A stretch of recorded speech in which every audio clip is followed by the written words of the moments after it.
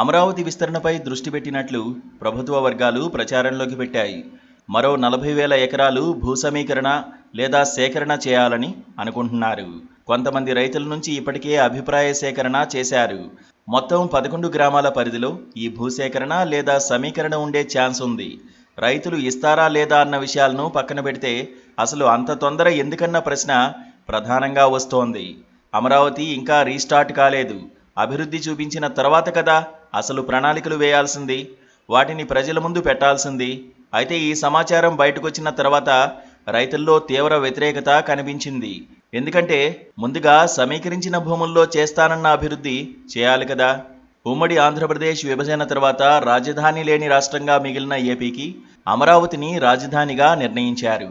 ఒక్క రాజధాని అనే బోర్డు సరిపోదని దాన్ని విద్య, ఉద్యోగ, ఉపాధి కేంద్రంగా మార్చాలని చంద్రబాబు ఆలోచించి అమరావతిని ఖరారు చేశారు. ఆయన సంకల్పానికి రైతులు తోడుగా నిలిచారు. ఎక్కడైనా 10 ఎకరాలు సేకరించడానికి తంటాలు పడే పరిస్థితుల్లో 1000 ఎకరాలు సమీకరించారు. కానీ చంద్రబాబు ఓడిపోవడంతో, జగన్ రావడంతో అది శ్మశానం అయిపోయిందని వైసీపీ నేతలే తేల్చారు. రెండోసారి అధికారంలోకి చంద్రబాబు వచ్చే వరకు అంతే.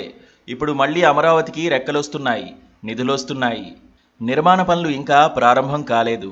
10 నెలలైనా పనులు ప్రారంభం కాకపోవడంతో సహజంగానే స్టేక్ హోల్డర్లలో అసంతృప్తి కనిపిస్తోంది. అమరావతి తొలి దశను అద్భుతంగా ప్లాన్ చేశారు. కానీ వాటి అమలు సంగతి ఏమిటన్నది ఇప్పుడు ప్రశ్న. మొదటిసారి అమరావతికి పునాదులు పడ్డాయి.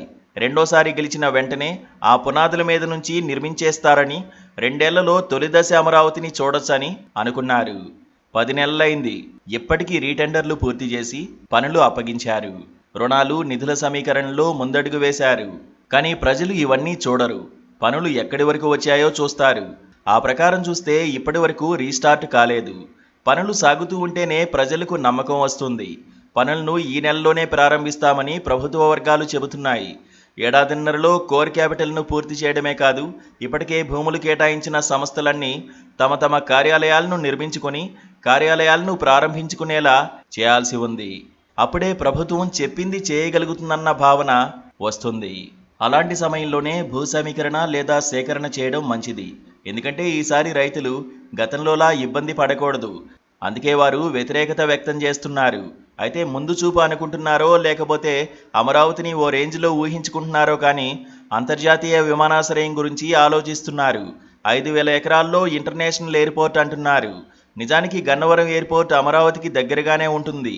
హైదరాబాద్ నుంచి శంషాబాద్, బెంగళూరు నుంచి యలహంక ఎయిర్పోర్ట్ ఎంత దూరమో అమరావతికి గన్నవరం ఎయిర్పోర్ట్ అంత దూరమే ఉంటుంది.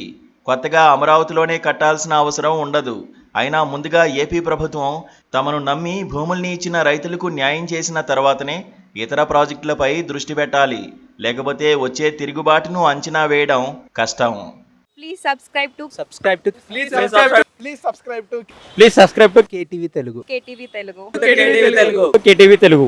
KTV Telugu channel.